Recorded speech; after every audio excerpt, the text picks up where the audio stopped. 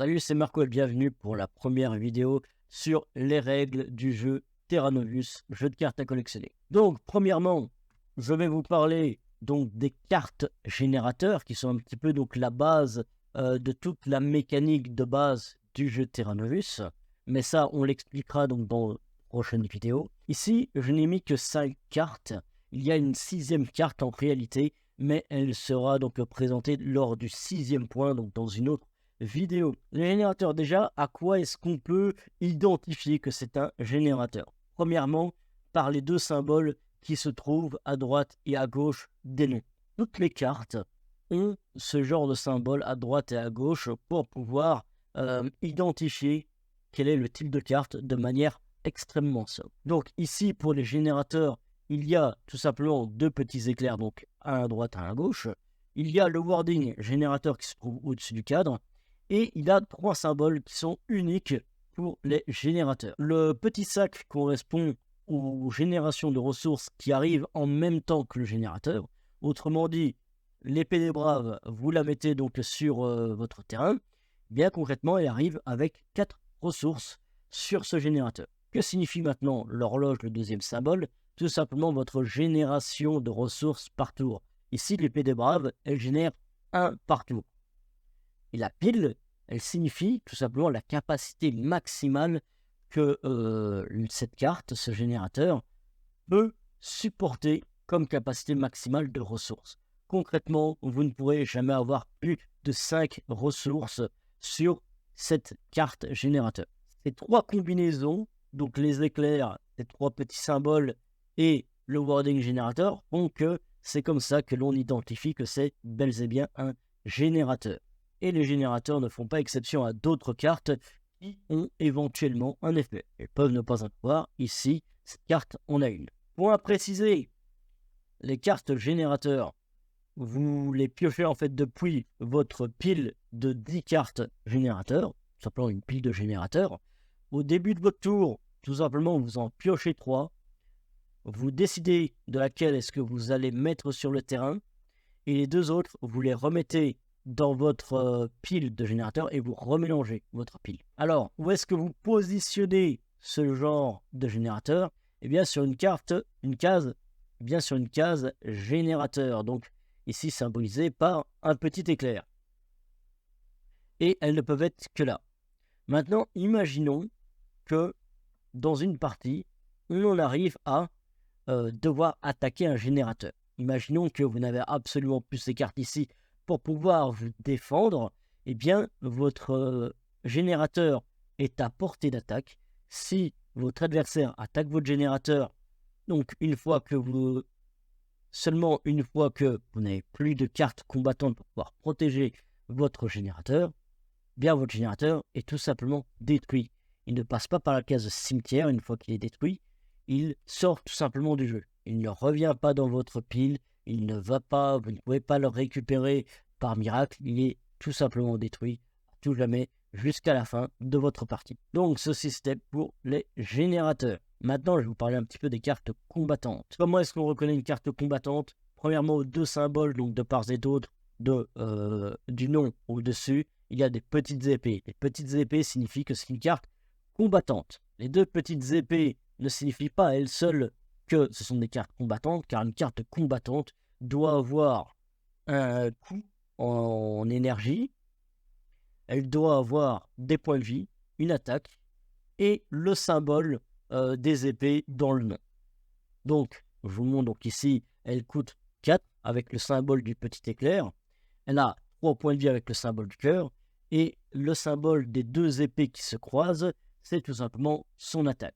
Les cartes combattantes ont éventuellement un effet. Ici, elle a un effet. Le wording correspond juste au type de cette carte. Ici, c'est un Prosperian Westerion. Et donc, elle aura sûrement des synergies avec d'autres cartes Westerion et Prosperian. Une fois que cette carte est détruite, que ce soit par effet de carte ou parce que cette carte a fait un trade, eh bien, une fois détruite, elle va dans le cimetière, ici représenté par un crâne. Le cimetière n'est pas définitif, il y a des cartes qui permettent de pouvoir cycler pour reprendre donc ce genre de cartes dans le cimetière ou dans votre main, les remettre dans votre deck. Mais ça, ce sont donc des effets de cartes bien particuliers dont je vous en parlerai plus dans une autre vidéo sur les règles. Il faut savoir que les cartes combattantes sont à la fois donc les défenseurs de vos générateurs et ceux qui devront être au front pour pouvoir attaquer les générateurs adverses. À vous d'évaluer, de vous créer une stratégie, d'évaluer les risques pour pouvoir protéger vos générateurs et attaquer les générateurs adverses. Maintenant, je vais vous parler donc des cartes instant.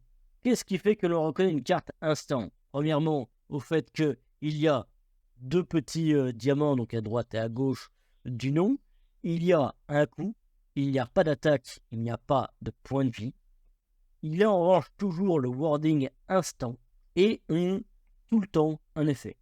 La particularité en fait des instants, c'est quoi? C'est qu'en fait, ils peuvent être invoqués depuis votre main sans avoir à les poser sur le terrain. Il n'y a pas d'emplacement en fait dédié aux instants tout simplement, car elle n'en a pas besoin. Elle est activée depuis votre main et une fois qu'elle est utilisée, elle ira dans votre cimetière tout simplement parce qu'elle a fait son travail. Il faut savoir, et ça j'en parlerai donc dans le 6e point il me semble, où je vous parlerai en fait de la pile, parce que tout simplement les instants peuvent être utilisés à n'importe quel moment dans une pile, ou lors de votre main phase. Ça j'en parlerai aussi donc des différentes phases lors d'une prochaine vidéo. Du coup, à quoi servirait en fait ce genre de carte? Tout simplement à pouvoir retourner en fait une situation. Vous vous faites attaquer, votre carte va être détruite, renvoyée dans votre main. Eh bien, par exemple, cette carte, elle peut contrer cela, tout simplement parce qu'il rentre dans une pile et a un effet qui va annuler l'effet adverse. Mais les effets particuliers comme ça, on en parlera donc dans une autre vidéo, encore une fois. Donc ça, c'était pour les cartes instantes. Maintenant, les cartes tokens. À première vue, on pourrait croire que c'est une carte combattante parce qu'effectivement, elle a une attaque, elle a des points de vie, et là, elle a deux petites épées. Cependant, qu'est-ce qui fait la différence avec une carte combattante? Tout simplement qu'elle n'a pas de coup. Elle n'a pas de coup et elle a le wording token toujours au-dessus du cadre. Elles ont éventuellement un effet, ici, elle n'en a pas. Une fois que les tokens sont détruits, ils ne vont pas dans le cimetière, ils sont tout simplement détruits. Donc ça, c'était pour, évidemment, tout comme les cartes de combattants, elles ne peuvent être placées que sur des emplacements prévus pour les combattants, donc tout simplement ici représenté par une petite épée. Ça, c'était pour les cartes tokens. Et maintenant, on passe au gros du sujet, les cartes spéciales. Alors attention, les cartes spéciales sont particulières, sont spéciales évidemment. Elles peuvent avoir des points de vie, elles peuvent ne pas avoir de points de vie, elles peuvent avoir une attaque, elles peuvent ne pas avoir d'attaque, elles peuvent changer de forme en soi, mais à quoi est-ce que malgré tout on reconnaîtra toujours une carte spéciale? Premièrement, à la plaque qui contient le nom de cette carte. Ensuite, parce que le cadre sera toujours donc quelque chose de doré, il y aura toujours des petits effets donc dorés par-ci par-là qui pourront éventuellement changer de forme. Cela peut ne pas être un chef de famille.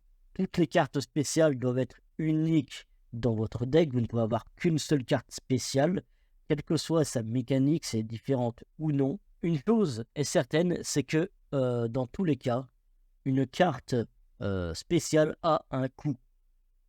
Elle ne sera jamais gratuite. Son coût peut diminuer, mais elle n'est pas de base gratuite. Où placer ce genre de carte? Parce que cette carte est une carte spéciale et donc n'est pas une carte combattante. Même s'il aurait une attaque, une carte spéciale n'est pas une carte combattante. Elle ne se pose pas sur le terrain des combattants. Elle se pose sur un terrain spécial, ici mis par la croix, l'étoile. Et même si elle a une attaque, elle ne peut pas attaquer, car tout simplement ce n'est pas une carte combattante. Seules les cartes combattantes peuvent attaquer. Une fois une carte spéciale détruite, si elle peut être détruite, eh bien elle va dans le cimetière. Elle n'est pas détruite du jeu, elle est dans le cimetière. Elle est incluse directement dans votre deck, comme la 30e carte de votre deck. À vous de tourner en fait votre deck, de créer votre deck de structurer votre deck autour de cette carte ou non.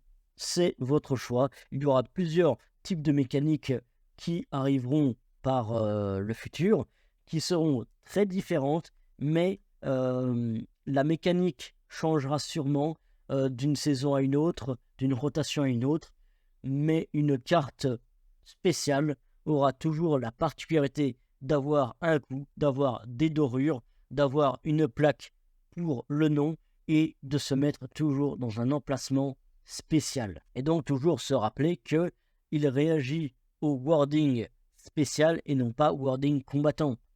C'est-à-dire que imaginons que ici Marcus Westerion donc, se prend un dégât et que vous avez une carte qui dit vous pouvez soigner de 2 un combattant, eh bien vous ne pouvez pas l'utiliser sur Marcus Westerion parce que ce n'est pas un combattant, c'est une carte spéciale. Et donc c'est tout donc, pour la présentation des cartes.